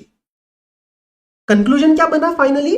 That irrespective of whether the voucher is a prepaid instrument और नॉट, मतलब recognise by RBI not, final conclusion वो जीएसटी के अंदर नहीं आएगा, वो सप्लाई ऑफ गुड्स नहीं बनेगा। अब वो गुड्स और सर्विस ही नहीं बना या सप्लाई से बाहर हुआ, वो डिपेंड करेगा वो आरबीआई के साथ रेगुलेटेड है नहीं। आपको बात समझ में आई? Yes sir. What about the supply of underlying goods and services? उस पे तो जीएसटी लगेगा नहीं यार। तुम शॉपर स्टॉप में जो खरीदोगे that will be leviable to GST. Next पे आओ, GST treatment of transaction in voucher by distributor, sub distributor, agent. Simple, Shopper Stop ने वाउचर डिस्ट्रीब्यूट किया अपने एजेंट्स को, उसकी बात कर रहे हैं। अब बेसिकली वांट टू प्रमोट कि हम वाउचर्स आगे दो, लोगों को बेचो, ओके। तो उस पे दो मॉडल बनेंगे। पहला मॉडल जो है दैट टॉक्स अबाउट जिसको आप बेच रहे हो ना, they are completely independent, they are not my agents directly. तो लेट्स से 10,000 का वाउचर है, मैंने सामने वाले डिस्ट्रीब्यूटर को बेचा 8,000 में, और वो आगे बेचेगा लेट्स से 10,000 में। सिंपल ले रहा हूं मैं एकदम। तो बीच में 2,000 की उसकी कमाई। सवाल ये उठता है कि ये जो मैंने डिस्ट्रीब्यूटर को दिया, आगे वाले का तो हमें क्लियर है क्या है, ऊपर पढ़ लिया इशू नंबर 1, इसके ऊपर क्या जीएसटी लगेगा क्या? तो वो देखते हैं मॉडल वाइज। देखो model number 1, vouchers are distributed through distributor, sub distributors, dealers on P2P basis, मतलब that distributor is completely operating autonomously, full control over the vouchers. उसको कोई मतलब नहीं है कि आप मेरे ऊपर क्या कंट्रोल लगा रहे हो, मैं खुद बेचूंगा, मैं आपसे खरीदूंगा, एक बार मैंने आपसे खरीदा तो आपकी रिस्पॉन्सिबिलिटी खत्म, ठीक है। तो in this case the dealer purchases the voucher from the voucher issuer typically at a discounted rate, तो 10,000 की जगह 8,000, and subsequently sells the same to आगे के कॉर्पोरेट्स कस्टमर्स। जैसे फॉर एग्जांपल उसने आगे बिग 4 वगैरह को सेल कर दिया ताकि बिग 4 अपने एम्प्लॉइज को वाउचर दे पाए, okay. So they are generating revenue through the trading margin of selling price minus acquisition cost. For example उसने 9,000 में सेल किया, खरीदा था 8,000 में, तो 1,000 रुपए की उसकी कमाई। इस केस में क्या कंक्लूजन बना? सेम बात, that this is a dealing in money, this is neither supply of goods nor supply of services, this is a transaction in money, this is a pure trading of the instrument of money, तो this would not constitute supply of goods और supply of services. Next बात आती है कि sir what if the vouchers are distributed और on commission और fee basis. Commission और fee basis मतलब प्रिंसिपल एजेंट रिलेशनशिप फॉर्म हो रही है। यहां पे लेट्स से शॉपर स्टॉप है, that is the voucher issuer, बीच में एक एजेंट है और ये आगे कॉर्पोरेट्स को सेल कर रहा है। मॉडल नंबर 1 में इस एजेंट ने शॉपर स्टॉप से वो वाउचर खरीद लिया था और उसने कहा मैं आगे खुद बेच लूंगा। यहां पे ऐसा नहीं हो रहा है, वो कह रहा है मैं जितने का आगे बेचूंगा उसका 2% तुम मुझे देना। So in this case that agent is not operating autonomously, he is not operating autonomously, वो कमीशन के बेसिस पे ही काम कर रहा है। तो इस केस में it is a principal agent relationship, it is not a sale of instrument of money, so here there will be a supply of service by agent and GST will be applicable because he is giving the service of distribution of voucher। distribution of वो voucher खरीदना और वो voucher बिकवाना में दोनों में फर्क है दोस्त, ध्यान से सुनना। voucher आपसे खरीद के आगे सेल करना, this is a transaction in money, but आपका voucher आगे बिकवाना वो मैं आपको सेलिंग सर्विस दे रहा हूं और उसके बदले में मैं उसका 2% अर्न कर रहा हूं, तो that is a service of agency, तो वहां पे जीएसटी लग जाएगा। If there are some additional services such as advertisement, co branding, marketing, मैं आपको बोलता हूं वाउचर को छोड़ो, उसके सिवाय मैं आपको ब्रांडिंग सर्विस देता हूं, मैं आपको मार्केटिंग सर्विस देता हूं, एफिलिएट सर्विस देता हूं, एफिलिएट चार्ज आपसे लेता हूं, तो यार वो तो नॉर्मल सप्लाई ऑफ सर्विस है ना, वहां पे जीएसटी लगेगा ही लगेगा, ठीक है। तो उस केस में supplier is the distributor and recipient is the voucher issuer. तो मैं शॉपर स्टॉप को बोलता हूं कि मैं आपसे कैसे खरीद रहा हूं उसको छोड़ो, मैं इसके सिवाय आपको ब्रांडिंग सर्विस देता हूं, आपका नाम बनाता हूं, ठीक है। वाउचर्स के साथ साथ मैं आपको एक एडवर्टीजमेंट सर्विस देता हूं, that is a normal service ना, that will be applicable under GST. What would be the GST treatment of unredeemed voucher? That is breakage. एक वाउचर इशू होता है तो उसकी एक वैलिडिटी रहती है, लेट्स से इसकी वैलिडिटी है 31 मार्च 2026 ले लो, अभी तो 26/5 में हम, बट 26 ले लो, ठीक है। तो 31 मार्च 26 को लेट्स से कुछ वाउचर्स मेरे पास एग्जिस्टिंग थे और उन वाउचर्स की जो भी वैल्यू थी, लेट्स से 30,000 रुपए के वाउचर्स, 30,000 वाउचर्स खत्म हो गए, उसकी वैलिडिटी खत्म। A person can not go and claim anything against these vouchers, तो क्या उसके ऊपर भी जीएसटी लगेगा? Answer is no. Breakage is not, यहाँ पे कोई सप्लाई नहीं हो रहा ना, तो सप्लाई नहीं हो रहा तो टाइम ऑफ सप्लाई कैसे निकालेंगे, मतलब कोई मतलब ही नहीं बचेगा। रीड, मैं रीड क्यों करवा रहा हूं? क्योंकि पेपर में थोड़ा लिखना पड़ेगा, कंक्लूजन से काम नहीं चलेगा। Sometimes vouchers remain unused, unredeemed at the end of expiry period. In this case, the businesses make book adjustments and account the said amount in the statement of income। ये तो ठीक है, आप बुक्स में क्या करते हो उससे हमें मतलब नहीं है इतना। सवाल ये उठता है कि सर क्या ये कहीं पे कुछ जीएसटी के अंदर आ सकता है क्या? यहां पे एक और पॉइंट आता है शेड्यूल नंबर 2 के अंदर, paragraph number 5E, when we talk about agreeing to do something, if you remember, है ना, हम कुछ करवाते हैं, हम कोई फोरबियरेंस कर रहे हैं, हम कुछ नहीं कर रहे हैं और उसके बदले में आप कुछ दे रहे हो हमें, तो क्या वो एंगल भी यहाँ पे आ सकता है क्या कि देयर इज सम फोरबियरेंस और उसके अगेंस्ट की वैल्यू नहीं आएगा? रुको, अंडरस्टैंड क्यों नहीं आएगा, क्योंकि उसके लिए one of the conditions is that agreement होना चाहिए। पैराग्राफ नंबर 5E के लिए हमने स्पेसिफिकली फर्स्ट कंडीशन पढ़ा था that there should be express और इंप्लाइड एग्रीमेंट। तो यहां पे कहा एग्रीमेंट है कोई? मैं किसकी बात कर रहा हूं? ब्रेकेज की। तो there is no agreement with respect to the unexpired value. See, in case of breakage there is no redemption of voucher and there is no supply of underlying goods and services. तो जब वो voucher का कोई redemption हुआ ही नहीं, उसके against shopper stop में जाके किसी ने कुछ खरीदा ही नहीं, कोई सप्लाई हुआ ही नहीं, वो तो इंस्ट्रूमेंट ऑफ मनी बन के रह गया। तो there is no supply of goods services on account of such breakage. अब ध्यान से सुनना, एक टर्म होता है कंसिडरेशन, ये थोड़ा सा एक्स्ट्रा है, मतलब ये थोड़ा आपको लर्न करना पड़ेगा, इट्स अ गुड पॉइंट, बहुत टेक्निकल पॉइंट है। द वर्ड कंसिडरेशन, है ना, कंसिडरेशन होएगा तो जीएसटी लगेगा, because one of the parameters of supply is consideration. तो ये एक और चीज एनालाइज करके दे रहे हैं आपको कि word consideration is relevant with respect to supply. मतलब सप्लाई होगा तो सप्लाई की कंसिडरेशन रहेगी, समझे आप? तो कोई चीज सप्लाई नहीं है तो उसके रिस्पेक्ट में कंसिडरेशन कैसे हो सकता है? तो कंसिडरेशन का एनालिसिस, डेफिनेशन ऑफ कंसिडरेशन का analysis is also irrelevant right now. So consideration term is defined with respect to supply. Since there is no supply, how can there be any consideration? तो amount retained for unredeemed voucher. Retained मतलब क्या कि जो voucher बेचा गया है या जो वाउचर इशू करा गया है उसके रिस्पेक्ट में जो अमाउंट था जो शॉपर स्टॉप ने रखा अपने पास और वो आगे जाके किसी ने उसका यूज ही नहीं किया, उसका वो आगे जाके किसी ने यूज ही नहीं किया, तो क्या वो कंसिडरेशन है क्या? ध्यान से सुनना, शॉपर स्टॉप ने कोई कंसिडरेशन कमाई नहीं, क्योंकि कोई सप्लाई नहीं हुई ना. तो सप्लाई नहीं हुई तो कंसिडरेशन टर्म नहीं यूज कर सकते हम, वो बस एक पैसा है. It is just amount of money, not the technical term consideration. Clear? So this amount attributable to unredeemed voucher would not be taxable. इसके सिवाय जो एक पॉइंट आता है कि एग्रीमेंट टू डू समथिंग और रिफ्रेन टू डू समथिंग, जैसे कहीं पे ऐसा बोल सकते हैं क्या कि someone refrain from exercising that voucher और यूटिलाइजिंग दैट वाउचर और redeeming that voucher. Answer is no, because there is no agreement. There is no agreement to refrain और टॉलरेट और डू एनीथिंग. तो वो पैराग्राफ नंबर 5E का जो angle आता है कि हम इसको सर्विसेज बना सकते हैं क्या, वो भी गलत है. ये थोड़ा फारफेच्ड है, ये इतना आपके दिमाग में डाउट आया भी नहीं होगा, बट ये इन्होंने वो भी क्लैरिफाई किया कि उस तरफ भी मत जाना. It is not even that because there is no agreement which is required. Okay, so it cannot amount to any supply of service. Clear है बात? So no GST. Final conclusion: no GST appears to be payable with respect to such amount of breakage. चलो next पे आओ. Chapter number 7 input tax credit. एक circular आया था जिसमें एक सिचुएशन को क्लैरिफाई करा गया था. If you refer to the conditions of claiming of input tax credit, section number 16 subsection 2 में one of the conditions is receipt of goods.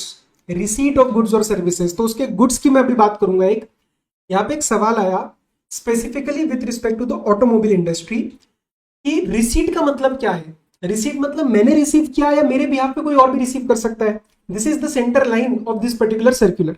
ठीक है, तो see goods which have been delivered by the supplier at his place of business under ex works contract. Sir ये works contract क्या होता है? Simple सा एक डायग्राम दिखा देता हूं आपको.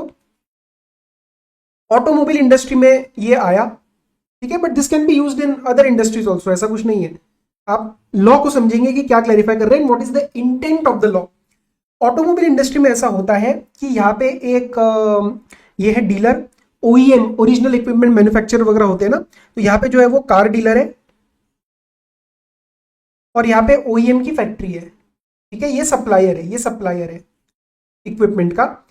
और कॉन्ट्रैक्ट होता है एक्स वर्क्स. इसका मतलब इन सिंपल वर्ड्स कि यहां पे जो सप्लायर की फैक्ट्री रहेगी ना, ये सप्लायर की फैक्ट्री है, तो कॉन्ट्रैक्ट के हिसाब से द सप्लायर की लायबिलिटी क्या है कि गुड्स को रेडी करके रखना है eight the factory of the supplier. और यहाँ पे वो जो ट्रांसपोर्टर हो देगा, जैसे फॉर एग्जाम्पल यहाँ पे ट्रक आएगा, ठीक है, यहाँ पे ट्रक आएगा जिसमें ये सामान को लोड किया जाएगा. This is booked and this is arranged by the car dealer. यहां पे कार डीलर की रिस्पॉन्सिबिलिटी स्टार्ट हो जाती है. तो सप्लायर की रिस्पॉन्सिबिलिटी कहां पे है? उसके खुद के फैक्ट्री में. This is known as ex works. I have not integrated the concept of ITC yet. I am just talking about what is the meaning of ex works.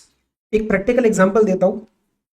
मैंने अभी रिसेंटली एक साउंड प्रूफ विंडो, एक window मुझे change करानी थी घर की, तो उसका एक प्रपोजल लिया था. ठीक है, तो अगर आप यहां देखोगे, see price quoted supply ex works, मतलब जो सप्लायर है, इन सप्लायर की जो भी द फैक्ट्री यहाँ पे प्राधिकरण करके है एक जगह पुणे में, तो वहां पे वो जो फैक्ट्री है रिस्पॉन्सिबिलिटी है यहाँ पे गुड्स को रेडी रखने की. यहां से मेरे घर में आएगा ट्रांसपोर्ट का कॉस्ट, वो एक्स्ट्रा जो मुझे अरेंज करना है. सी ट्रांसपोर्ट एक्स्ट्रा. आप समझ पा रहे एक्स वर्क का मतलब? दिस इज जस्ट एक प्रैक्टिकल अंडरस्टैंडिंग कि हम क्या पढ़ रहे हैं. Okay, now with that context सवाल ये उठता है कार डीलर के दिमाग में कि यहां पे जो गुड्स को मेरे ट्रांसपोर्टर के पास छोड़ा गया, मेरे ट्रांसपोर्टर को डिलीवर करा गया, can I assume this as receipt of goods by me? क्या कहीं पे भी लॉ ने ऐसा लिखा है कि रिसीट ऑफ गुड्स मेरे पास होना चाहिए, मेरे फैक्ट्री में होने चाहिए, या मेरे बिहाफ पे कोई और रिसीव कर सकता है?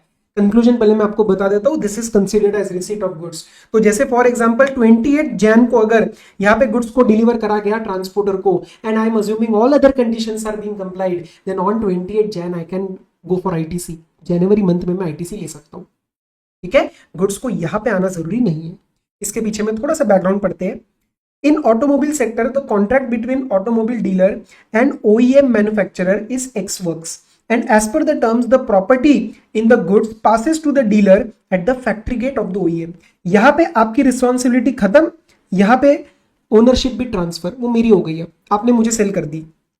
Goods are handed over to the transporter at the instance of the dealer, मतलब इसके कहने पे ये ट्रांसपोर्टर अरेंज हुआ है, and the delivery on part of OEM is complete at his factory gate. इस फैक्ट्री गेट पे जब डिलीवर हुआ, OEM ने अपने हाथ खड़े कर दिए, मेरा काम खत्म।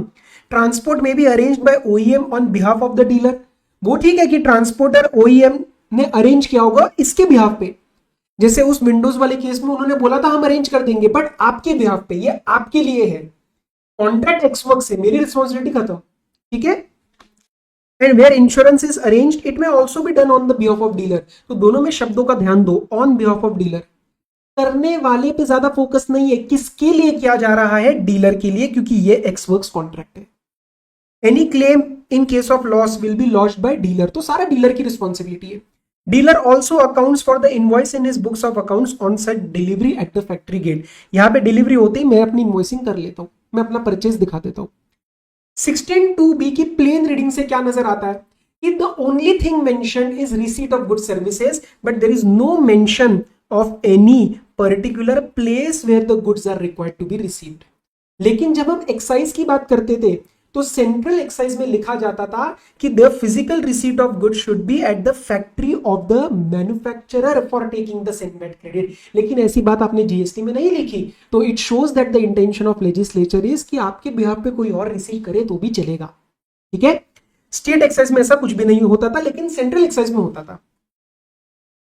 Pursuant to the explanation to 16(2)(b), in cases where goods are delivered by the supplier to registered person, either directly or to any other person on the directions of the said registered person, ये bill to ship to में हम बात करते हैं, तो वहां पे भी हमने 16(2)(b के प्रोविजो ने भी एक चीज क्लैरिफाई करी थी कि it is possible that goods are not received by you directly। if you remember bill to ship to में क्या होता था, इंस्ट्रक्शंस पे कहीं और डिलीवर किए जाते थे पर उसका आईटीसी मुझे मिलता था।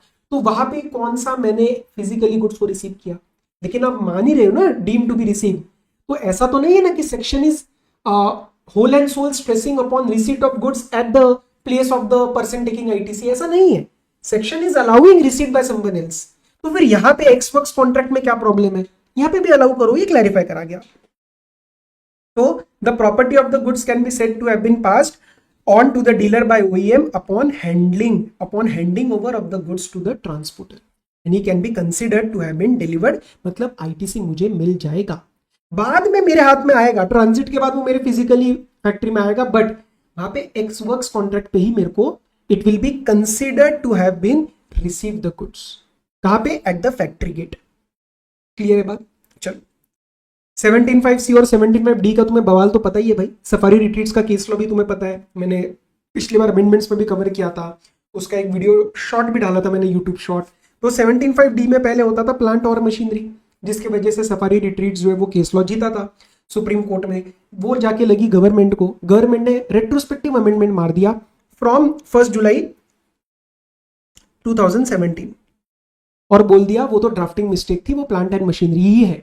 ओके, सो अब उसको भी 17(5)(c) और 17(5)(d) दोनों में प्लांट एंड मशीनरी आपको यूज करना है। Word Safari Retreats null and void हो जाएगा। चैप्टर नंबर 8 की बात करते हैं। रजिस्ट्रेशन में 2-3 छोटी छोटी चीजें हैं। रेवोकेशन ऑफ कैंसिलेशन के अंदर एक छोटा सा लाइन ऐड किया है कि it will be subject to prescribe conditions and restrictions. ठीक है भैया, जो भी होगा कल को हम लगा देंगे, अभी कुछ नहीं है। रिस्क बेस्ड बायोमेट्रिक रजिस्ट्रेशन पहले कुछ स्टेट्स में हो रहा था, गुजरात, पुडुचेरी, आंध्र प्रदेश, अब वो पूरे के पूरे इंडिया में हो रहा है। आधार के रिस्पेक्ट में छोटा सा अमेंडमेंट है, इसको रीड करना, ये कोई ज्यादा बड़ा नहीं है। कि अगर आप आधार में नहीं जाते हो तो अब आपको क्या करना पड़ेगा, आपको हमारे फैसिलिटेशन सेंटर पे आके हम आपका फोटो लेंगे, आपके ओरिजिनल कॉपी जो भी आपने डॉक्यूमेंट सबमिट किए तो उसको वेरीफाई करेंगे, एंड देन ओनली आपका documentation complete and application complete माना जाएगा। ठीक है, तो फिजिकल वेरिफिकेशन वगैरह के साथ अब आपका ये फोटो वोटो भी हम लेंगे और ओरिजिनल डॉक्यूमेंट्स को भी वेरीफाई करेंगे। बस ये आपको छोटा सा अमेंडमेंट पढ़ना है। Chapter number 9 tax invoice. इसमें क्लैरिफिकेशन आया था, इसमें 3-4 बातें लिंक्ड है, तो उसको अच्छे से समझते हैं। मेन बात इसके अंदर क्या लग रही है, मेन बात जो हमारी लग रही है ना, वो लग रही है हमारी प्लेस ऑफ सप्लाई की, linked with rule number 46। Rule number 46 में एक छोटी सी बात लिखी है, where we talk about what all needs to be recorded in the tax invoice. तो वो आपको पता है, ठीक है, कि रजिस्टर्ड टू रजिस्टर्ड है या रजिस्टर्ड टू अनरजिस्टर्ड है, 50,000 की value, that you already no. वहां पे कोई अमेंडमेंट नहीं है। वहां पे क्या लिखा गया है कि अगर आप कोई ऑनलाइन सर्विसेज प्रोवाइड कर रहे हो अनरजिस्टर्ड पर्सन को, या कोई ऑनलाइन गेमिंग मनी वगैरह प्रोवाइड कर रहे हो, या ओइडर प्रोवाइड कर रहे हो, तो उस केस में the state of that person needs to be mention in the invoice. सुनना, ये लॉ ने बोला है कि आपको उसका स्टेट रिकॉर्ड करना है, बट रियल लाइफ में सप्लायर कर नहीं रहे थे। I am talking about online services to unregistered person. यहां पे बोला गया था कि सामने वाले का, रेसिपिएंट का स्टेट रिकॉर्ड करना इनवॉइस में, and that state will be the answer of place of supply. क्यों? सेक्शन नंबर 12(2)(b), 12(2) मतलब 12(2)(a) और b, ए और बी को छोड़ो, 12(2) that is the default provision. That is the default provision कि अनरजिस्टर्ड के केस में ए और बी क्लॉजेस को भी मत दिमाग में लाओ, ज्यादा लर्निंग हो जाएगी। 12(2) में क्या लिखा गया डिफॉल्ट प्रोविजन में, अगर B2C का सेल है, B2B है तो क्लियर होता है, एड्रेस होता है, B2C का सेल है तो डिपेंड करता है whether the address is there और नॉट। तो इस केस में आप सप्लायर क्या कर रहे थे, सामने वाले का स्टेट रिकॉर्ड ही नहीं कर रहे थे, और जब सामने वाले का अवेलेबल ना हो हमारे पास एड्रेस या स्टेट, तो तीर घुमा के वापस आ जाता है। वापस आ जाता है मतलब supplier's location becomes the place of supply. तो in short, because people were not following this, it was leading to wrong place of supply, and wrong place of supply मतलब गलत गवर्नमेंट को रेवेन्यू मिलेगा। समझ रहे हो? गुस्सा हो जाएगी गवर्नमेंट। अब सुनो, एक बार रीड कराते हैं।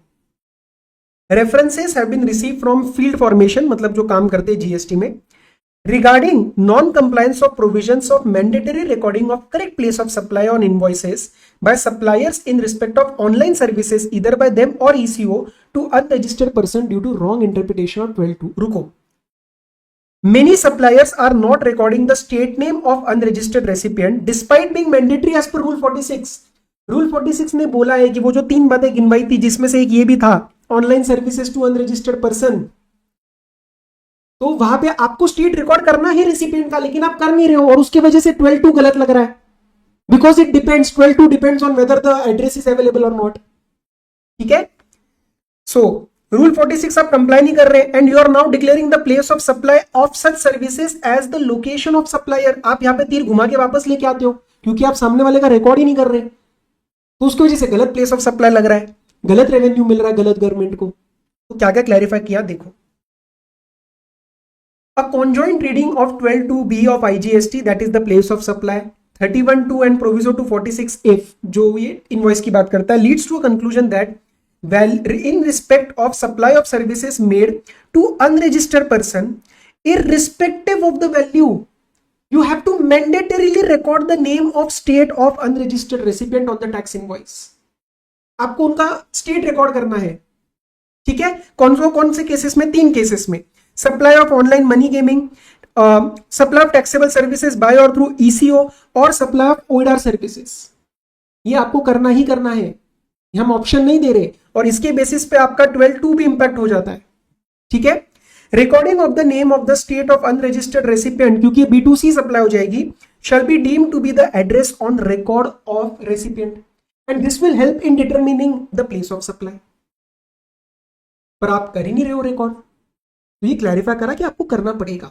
ठीक है, so in such cases the place of supply of such services shall be considered as the location of that recipient.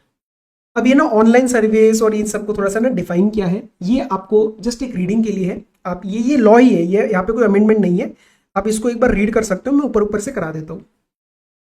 A combined reading of definition of electronic commerce and eco, learn करने की जरूरत नहीं, electronic commerce आपको पता है, और उसको जो ऑपरेट करते हैं वो ईसीओज होते हैं। ठीक है, उससे एक अंडरस्टैंडिंग आती है that all services supplied to unregistered recipient over any digital network either by its own और एनी ईसीओ ऑपरेटर का network will be covered under rule 46(f)। चाहे मैं खुद ऑनलाइन सर्विस दे रहा हूं या मैं ईसीओ के द्वारा दे रहा हूं, रूल 46(f) का प्रोविजो लगेगा which says that mandatory recording of the state of recipient is important, is required. ठीक है, इसके एग्जाम्पल क्या हो सकते हैं? ई न्यूज़पेपर्स हो गया, ओटीटी प्लेटफॉर्म्स हो गए जो हम अनरजिस्टर्ड पर्सन यूज करते हैं। तो सप्लायर की ऑब्लिगेशन क्या है? बार बार वही आ रहा है sir, record the state of recipient.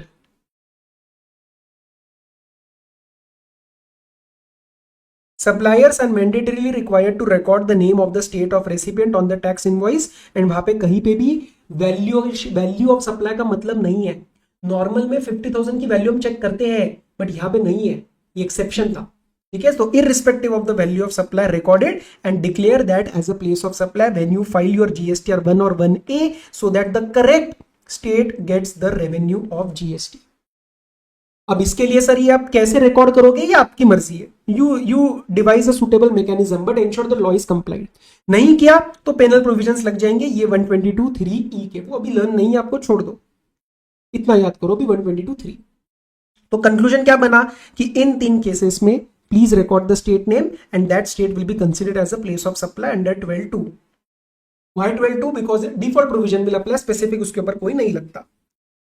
Rule 47A, ये मैंने आपको बताया। 31(3)(f), self invoicing when RCM supply is received by, मतलब सप्लायर कौन है? अनरजिस्टर्ड, एंड रेसिपिएंट कौन है? रजिस्टर्ड। तो उस केस में रेसिपिएंट को एक खुद का इनवॉइस बनाना पड़ता है, because that becomes the basis of ITC. तो पहले के टाइम पे ऐसा लिखा तो हुआ था, लेकिन कब तक ये कहीं मेंशन नहीं था। तो सेक्शन में एक रेफरेंस आया कि इट कैन बी प्रिस्क्राइब, और प्रिस्क्राइब में रूल नंबर 47A आया, जिसने बोला कि 30 days from the receipt of supply I have to issue the invoice, and this will be used in 13(3) also, जो मैंने आपको टाइम ऑफ सप्लाई बताया आरसीएम का।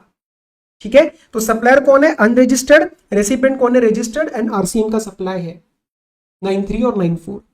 एक छोटी सी बात, जब मैं बोलता हूं supplier unregistered, it includes the supplier who is registered solely for section number 51 TDS and not making any taxable supply. But ये बात आपके आईसीआई के मटेरियल और जो अमेंडमेंट का पब्लिकेशन है उसके अंदर नहीं है। आप पर कर लो, नहीं है, but we will do it. Okay, चलो अब जो है, मतलब इतने कोई बहुत वैसे अमेंडमेंट्स नहीं है, सिंपल है। ई वे बिल में अगर person causing the movement of goods unregistered है, तो फिर वो ई वे बिल कैसे बनाए? अभी तक वो उसको यूज करना पड़ता था सप्लायर या किसी और का ई-वे, द रेसिपिएंट जीएसटी, ताकि वो ई-वे बिल जनरेट कर पाए। उसको मिटाने के लिए ये ENR 03 करके आ गया है। This is a new form for unregistered person to generate e-way bill. जैसे हैंडीक्राफ्ट मूवमेंट वाला आपने पढ़ा था ना, हैंडीक्राफ्ट गुड्स जैसे होते हैं, तो उसकी जो मूवमेंट होती है उसमें the person is exempt from registration. Handicraft goods, if you remember, we give him exemption from section number 24 and we give him the taxable threshold. We give him the threshold limit for registration. But कल को अगर वो movement cause करा रहा है तो वो e-way bill कैसे जनरेट करेगा? क्योंकि एक तरफ लॉ ने बोला ई-वे बिल जनरेट करो और एक तरफ वो कह रहा है आपको रजिस्ट्रेशन लेने की जरूरत नहीं है, वो काम कैसे हो?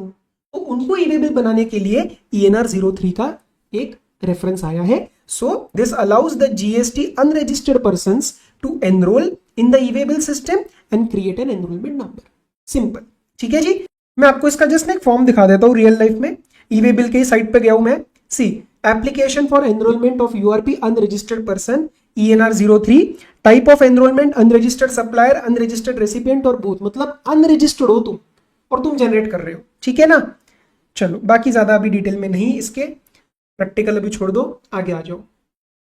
ECO, इसमें क्लैरिफिकेशन आया था, ये बहुत ही फालतू है, इसमें कुछ है नहीं। सुनो, आपको पता है ना ECO 2 तरीके की सर्विसेज देता है। एक खुद की मतलब जो ECO ऑपरेटर की तरह जो काम करता है उसका कमीशन वगैरह वो अर्न करता है, और एक वो देता है 9(5) वाली। 9(5) में आपको याद है 4 सर्विसेज, एकोमोडेशन और वो जिसमें डीमिंग प्रोविजन लग जाता है, दैट दो services will be considered to be given by the ECO itself. याद है ना आपको? तो सुनो, उसमें एक इशू आता है, एक क्लैरिफिकेशन आया कि ये जो 9(5) की सर्विसेज है, इसके रिस्पेक्ट में कहीं हमें कोई आईटीसी का रिवर्सल करना है क्या?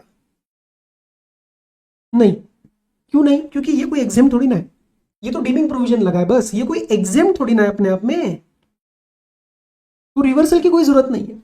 एक बात बता देता हूं, ऐसा क्लैरिफिकेशन 9(5) के 4 सर्विसेज में से जो रेस्टोरेंट वाला है ना, उसके लिए आया था पहले, और हम क्लास में पढ़ते थे कि ये सबके लिए लगेगा, सिर्फ रेस्टोरेंट के लिए नहीं। आज जो CBSE का सर्कुलर आया उसने यही क्लैरिफाई किया कि वो आप सब पे लगाओ ना, जैसे रेस्टोरेंट के लिए लगा था, तो it is not new, it they are just widening the scope.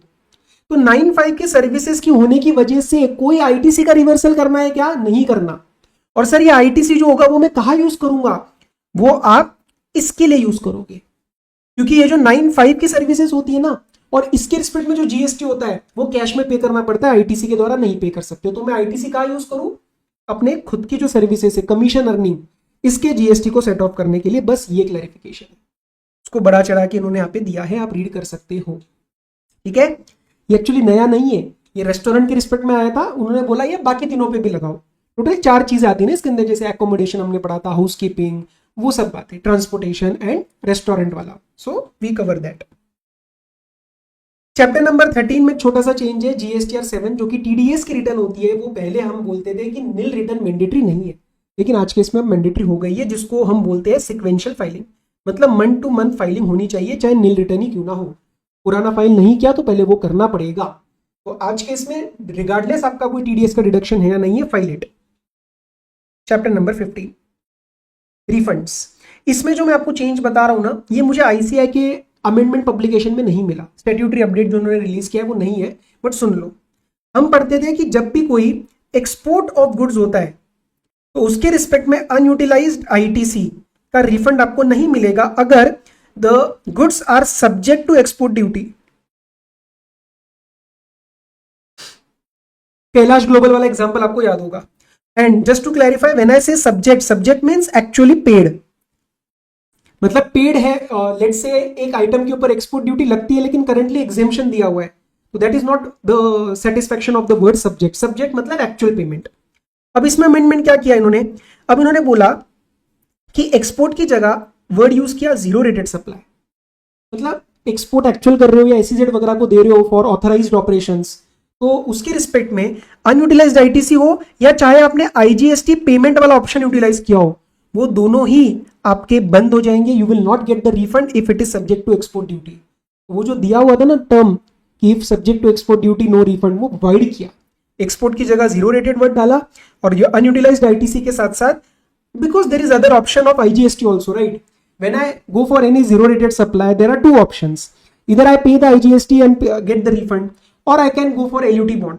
दोनों ही केसेस में अगर आपको उस आइटम के ऊपर there is some export duty, no refund of any kind of GST paid और अनयूटिलाइज्ड आईटीसी। ठीक है, आईजीएसटी अगर पे करते हो तो आईटीसी को यूज करोगे, नेट पेमेंट का रिफंड नहीं मिलेगा, और अगर एलयूटी बॉन्ड के अंदर जाते हो तो आप आईजीएसटी नहीं पे करोगे। अनयूटिलाइज्ड आईटीसी जो है जिसका आप रिफंड क्लेम करते हो सेक्शन नंबर 54 में, वो आपको नहीं मिलेगा। ठीक है ना, बस यही है, ज्यादा कोई बड़ा अमेंडमेंट नहीं था। 70 समन्स में एक सबसेक्शन मैंने ऐड करा गया है, उन्होंने क्लैरिफाई किया कि भैया आपको अगर समन आता है तो you are bound to attend yourself, your authorize representative can also go. जो भी है वहां पे जाके सच बोलना है, डॉक्यूमेंटेशन देना है, एविडेंस देना है, बस ये वाली बात है, बाकी कुछ नहीं। अब आते हैं डिमांड रिकवरी के अंदर 73, 74 जो हम पढ़ते हैं नॉन फ्रॉड और फ्रॉड, ये they are applicable with respect to any demand up to period of financial year 23-24, और 24-25 से अब क्या आ गया हमारे पास 74A। अब कई लोगों को लगता है सर 74A दोबारा पढ़ा दो सर, सारा नया आ गया। किसने बोला तुम्हें 74A? किसने बोला नया आ गया? 74A कुछ नया नहीं है, सिर्फ 2 चेंजेस है।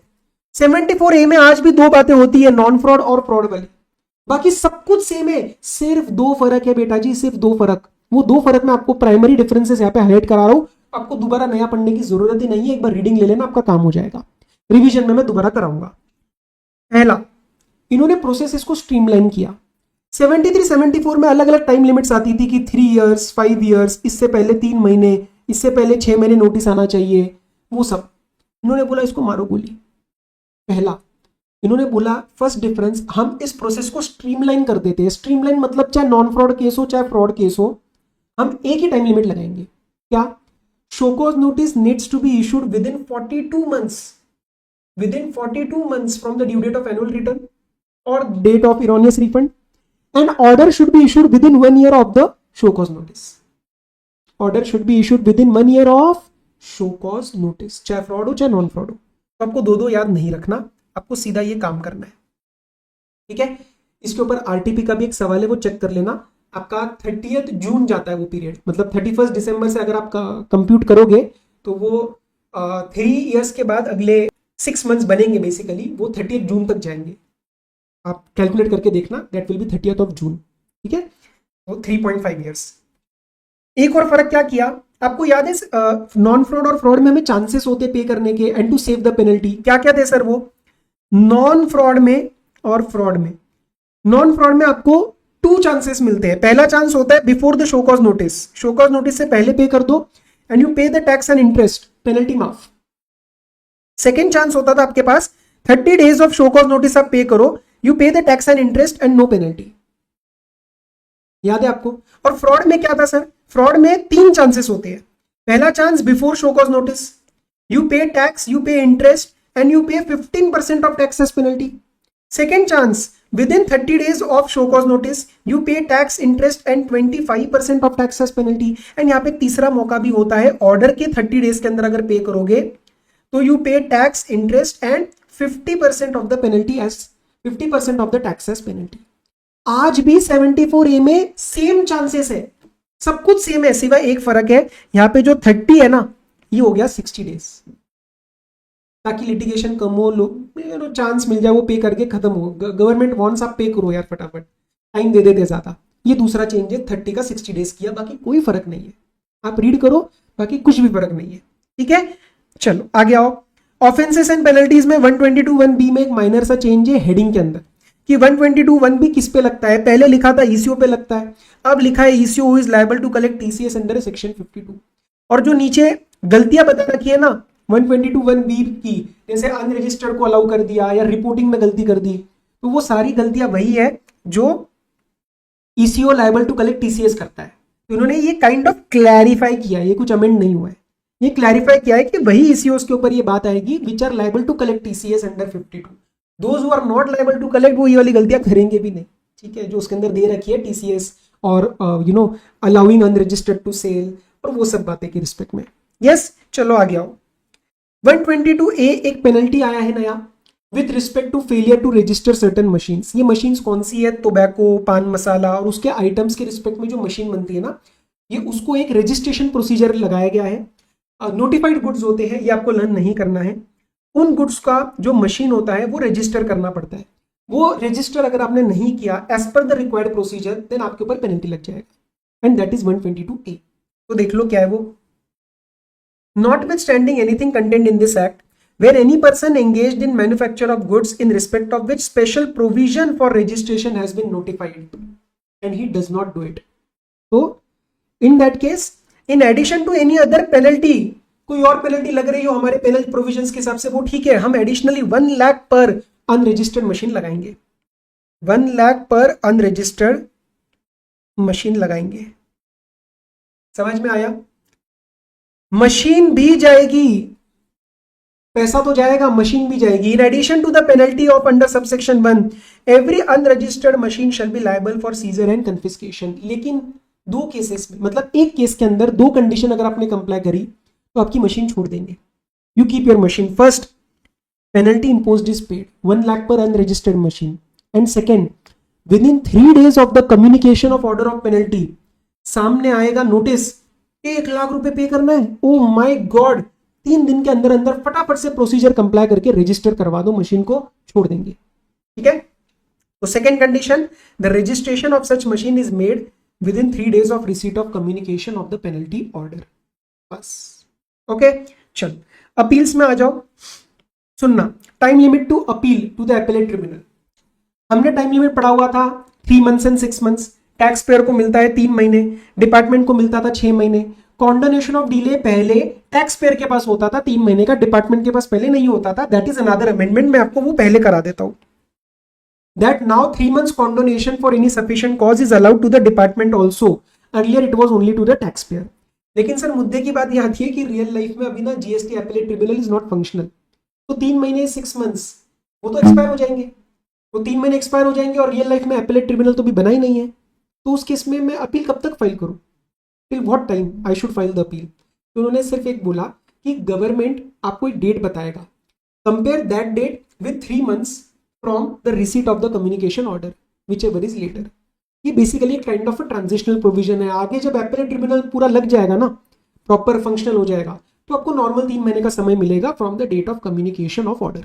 ठीक है, तो वो इतना कुछ नहीं है। ठीक है, government will notify us the date, government will notify us a date and we will compare that with 3 months and 6 months in case of department from the communication of order.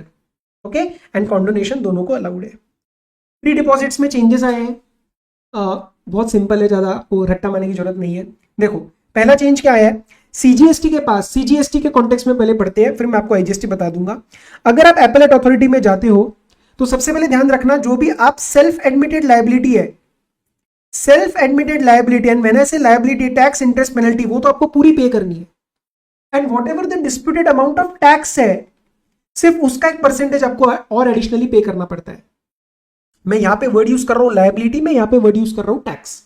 तो डिस्प्यूटेड अमाउंट का tax और उसके respect में जो interest penalty होती है वो उसका कुछ नहीं पे करना, सिर्फ टैक्स अमाउंट का परसेंटेज पे करना है, लेकिन खुद का एडमिटेड लायबिलिटी पूरी पे करनी है, which includes interest and penalty. Okay, तो टैक्स जो आप टैक्स का एक परसेंटेज पे करोगे, एपेलेट अथॉरिटी के पास जाओगे, दैट विल बी 10%। अर्लियर उसकी जो लिमिट थी 10% सब्जेक्ट टू 25 CR, वो हो गई है 20 CR। So this is a welcome move, ये रिलीफ है हमारे लिए, ये रिलीफ है हमारे लिए। ओके, ये एक चेंज है। एपेलेट ट्रिब्यूनल में जब आप जाते हो तो एडिशनली आपको अपार्ट फ्रॉम द ओरिजिनल 10% 20% जमा करना पड़ता था, नहीं, अब आप एडिशनली और 10% जमा करो and not subject to 50 CR, now subject to 20 CR only.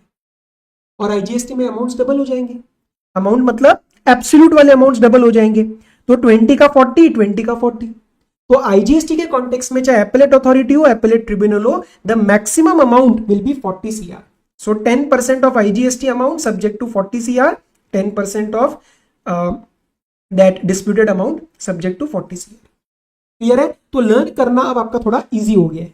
बाकी इसका हम क्वेश्चंस देखेंगे और मैं कुछ नए क्वेश्चंस टुवर्ड्स अमेंडमेंट्स बनाने का ट्राई करूंगा इस बार, so we will do that. तो इसको प्लीज अपने बुक्स में अमेंड कर लेना। और आईजीएसटी में ना एक गलती मत करना, कई बच्चे ये 10 का 20% करते हैं, नहीं, 10% ऑफ सीजीएसटी। तो जब आप सीजीएसटी की जगह आईजीएसटी लोगे तो वो अपने आप डबल हो रहा है, तो यहां पे दोबारा 10 का 20 मत करना, बट एब्सोल्यूट अमाउंट को डबल करना पड़ता है, दैट इज 40 CR। जीएसटी के अमेंडमेंट्स खत्म। कस्टम्स में आओ, पहला levy of an exemption from the customs duty, उसमें आपके आईजीसीआर रूल से import of goods at concessional rate. कई बच्चों को तो ये पता ही नहीं होगा, ये करते नहीं है, और इस बार करना पड़ेगा, अमेंडमेंट है। 3 बातें चेंज हुई है।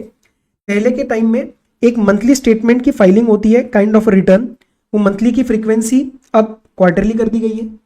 क्वार्टर को डिफाइन करा गया है 3 कंसेक्यूटिव कैलेंडर मंथ्स, मतलब जैन टू मार्च, अप्रैल, मई, जून, जुलाई, अगस्त, सितंबर, ऐसे। तो पहला मेजर चेंज है आपका, ये लर्न कर लो कि उसको प्रॉपर आपको क्वार्टरली फाइलिंग करनी है, ना कि मंथली। नेक्स्ट चेंज क्या है, whenever the goods that you received if they were defective और दे वर unutilised, you had an option to export them back. Within what time period? Either given in the notification, which notification? Which is asking us to comply with the IGCR rules, the main notification. And if that is silent, then यहाँ पे time period हुआ करता था 6 months, वो 6 का 1 year कर दिया है। Apart from that, there is a 3 months extension by the commissioner that remains same. तो ये दोनों बातें ध्यान रखना, टेस्ट करी जा सकती है। इसका रेफरेंस कहाँ आ सकता है? इसका रेफरेंस आपका डेप्रिसिएशन की कैलकुलेशन में आ सकता है, अगर आप कैपिटल आइटम्स को रिलीज करवा के टैक्स पे करके नॉर्मल बिजनेस में लेके आना चाहते हो तो। बाकी एफटीपी में एक छोटा सा चेंज नहीं है, वो एक्चुअली कुछ कि CG can consult with the stakeholders, कि कुछ बातचीत कर सकता है, and that is not mandatory on the CG to comply, just recommendations लेगा फिर बात करेगा। तो इसको एक बार सिर्फ रीड करना, मैं ऊपर से करा देता हूं।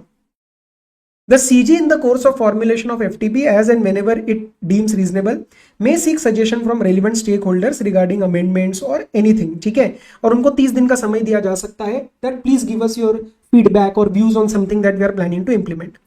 However, CG reserves the right to suo motu formulate amend the provisions at the end, उसका final call है। Soliciting of views, suggestion, comments and feedback, ये जनरल है कि अगर हमें चाहिए तो हम आपसे वो लेंगे फीडबैक, और अगर नहीं इंकॉर्पोरेट कर पाए तो we can give reasons, मतलब हमारे हाथ में है, we will possibly give you the reasons कि हमने आपके व्यूज को कंसीडर क्यों नहीं किया, but it is not obligated to disclose the reasons that may have any potential to adversely affect the trade relation, may adversely affect the national security, or economic, food related something in India. If it is in conflict with the government policies, it may address the matters related to trade or any private special interest. मतलब kind of यहाँ पे confidentiality रखना जरूरी है, तो हम शायद reasons भी आपको ना बताएं. तो इन शॉर्ट क्या बोल रहा है, सीजी के पास पावर है भाई, सीजी के पास पावर है. बाकी no legal right is conferred on any person to seek reasons why the views are not incorporated. तो भाई तुमसे बात कर रहे हैं, कई बड़ा काम करना है, मम्मी पापा हमसे पूछते हैं कि बेटा ये क्या चाहिए तुम्हें, ये करे या नहीं करे, हम बोलते नहीं पापा ये चाहिए, मम्मी ये चाहिए, वो हमारी नहीं सुनते, तो उनका राइट है ना सुनने का. They are not obligated to give us the reason. हो सकता है कोई इंपॉर्टेंट बात हो, वो हमें रीजंस भी ना दे, ये वैसे ही बात हो रही है. सीजी चाहे तो पूछ सकता है, रीजंस दे सकता है, इंपॉर्टेंट कॉन्फिडेंशियल लगा तो रीजंस ना भी दे, and it will not incorporate those views and feedback. बस आपको ये एक बार रीड करना है, कोई खास इंपॉर्टेंट नहीं है. इसके साथ होती है मेरी अमेंडमेंट्स खत्म. मोटा मोटा हमने 1 घंटा 30 मिनट लगाया. I hope this was useful for all of you, and कम से कम टाइम में इफेक्टिव एफिशिएंट तरीके से we tried to cover all the amendments, and बाकी रिविजन्स में हम इसको इनकॉर्पोरेट करेंगे. Till then all the very best, study well, take care, be safe, bye bye.